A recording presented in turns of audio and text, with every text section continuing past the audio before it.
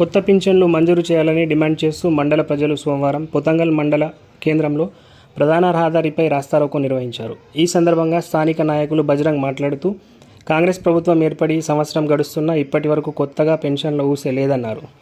ఎన్నికల్లో ప్రభుత్వం ఏర్పడిన వెంటనే ఆసరా పెన్షన్లు పెంచుతామని హామీ ఇచ్చారని, ఇచ్చిన హామీలను అమలు చేయాలన్నారు.